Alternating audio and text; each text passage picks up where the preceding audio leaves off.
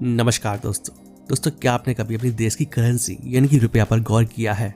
कागज का एक टुकड़ा जिस पर राष्ट्रपिता महात्मा गांधी की तस्वीर छपी होती है, मुस्कुराते हुए गांधी जी, और इस मुस्कुराहट के पीछे रुपए के बदलते बनते स्वरूप की कहानी है।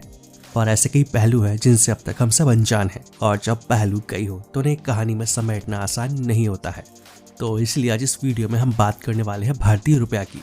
हमारे देश भारत के अलावा यह भारतीय रुपया कहाँ कहाँ चलता था और भारतीय रुपए की बादशाहत कैसे खत्म हुई।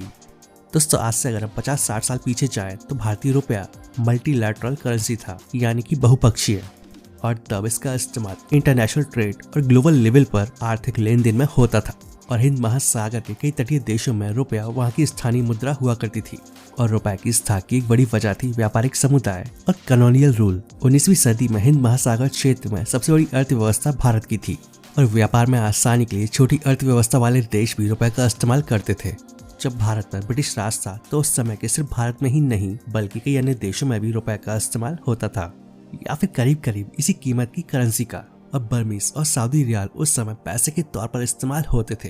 और 1947 में भारत के आजाद होने के बाद भी कई देशों में रुपए का चलन था, और लंबे समय तक रुपए का डिनोमिनेशन यानी मूल वर्ग कई देशों की करेंसी के बराबर रहा। और इसकी एक बड़ी वजह थी दाऊ व्यापार और भारतीय व्यापारियों की अलग अलग हिस्सों में मौजूदगी। दाऊ एक पतला सा पानी का जहाज होता था, और जिसका इस्तेमाल उन दिनों व्यापारियों के लिए किया जाता था, और इसका आविष्कार अरबों ने किया था या भारतीयों ने। दोस्तों, दाऊ व्यापार और व्यापारी समुदाय के चलते रुपए का चलन इस क्षेत्र में 1970 तक चला।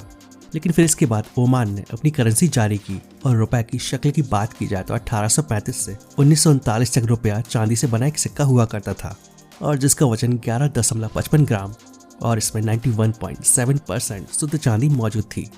1836 में शिलोन, जिसे आज हम श्रीलंका के नाम से जानते हैं, उसने भारतीय रुपए को अपनी करेंसी के तौर पर इस्तेमाल करना शुरू किया। और 1853 में वर्मा, जो आज म्यांमार है, उसने चांदी का क्यात जारी किया, और इसका वेट, साइज और शेप भारतीय रुपए के जैसा था। वैसे आपको ये बात जानकर भी हैरानी हो सकती है कि रिजर्व बैंक ऑफ इंडिया दूसरे देशों के लिए भी करेंसी छापता था। 1881 से पुर्तगाल के कब्जे वाले भारतीय इलाके गोवा व दमन द्वीप में भी रुपया चलता था। और ये नाम, आकार, डिजाइन और शुद्धता में ब्रिटिश भारतीय रुपए के बराबर था।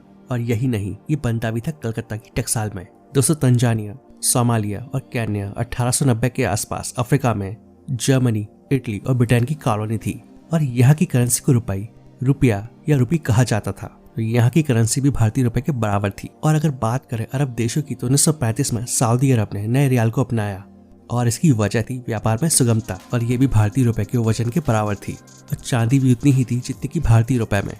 और सऊदी अरब के पड़ोसी ओमान, कुवैत, बहरीन और यमन ने भी भारतीय रुपए को ही करेंसी के तौर पर इस्तेमाल किया। और भारत के 1947 में आजाद हो जाने के बाद भी इन देशों में करेंसी के तौर पर भारतीय रुपया ही चलन में था। और रिजर्व बैंक ऑफ इंडिया यहाँ के लिए स्पेशल बैंक नोट छापता था, और जिसे गल्फ रुपी कहा जाता था, और इसी का इस्तेमाल इन देशों में होता था। लेकिन सेकेंड वर्ल्ड वॉर के बाद काफी कुछ बदल गया, और कई देशों पर आर्थिक दबाव हावी था, और इस वजह से इन देशों ने करेंसी के तौर पर चांदी का इस्तेमाल करना बंद कर दिया। और खुद भारत ने भी ऐसा ही किया, और नए नए आजाद हुए देशों ने खुद की अपनी करेंसी जारी की। और वहीं 1960 के दशक में रुपए का कठिन समय शुरू हो चुका था, और रुपए की कीमत भी लगातार गिरने लगी, और इसकी कीमत कम होने से कई देशों ने अपनी खुद की करेंसी को अपनाया। दोस्तों, उस समय रुपए की कीमत गिरने की कई वजह रिजर्व बैंक ऑफ इंडिया के लिए चुनौती भरी थी, और इसकी एक बड़ी वजह थी धड़ल्ले से होती गोल्ड स्मगलिंग, यानी कि सोने की तस्करी। 1950 से 1970 के बीच छोटे दाऊ और नाव के जरिए मुंबई के तटीय इलाकों से गोल्ड की स्मगलिंग खूब होती थी, और इसमें काफी ज्यादा मुनाफा भी था। इसके अलावा खाड़ी देशों में सोना सस्ता था, और भारतीय रुपए में ये आसानी से खरीद लिया जाता था, और फिर इसकी तस्करी होती थी। और फिर इसका एक बहुत बड़ा साइड इफेक्ट भी सामने आने लगा, और हालत ये थी कि भारत के सेंट्रल बैंक में रिजर्व खाड़ी देशों की जितना नहीं था, उससे ज्यादा रुपया तो उनके बाजार में चलन में था। और फिर 1965 में भारत पाकिस्तान का युद्ध हुआ, और साथ ही देश के कई हिस्सों में पड़े भयंकर सूखे ने रुपए की धाक को और कम कर दिया। और 1966 में रुपए की कीमत में गिरावट के बाद बहुत से देशों ने अपनी खुद की करेंसी अपना ली, और कुछ इस तरह से रुपए की बादशाहत खत्म होती चली गई। यानी कि दोस्तों, एक टाइम ऐसा था जब भारतीय रुपया भारत के अलावा और भी कई देशों में चलता था।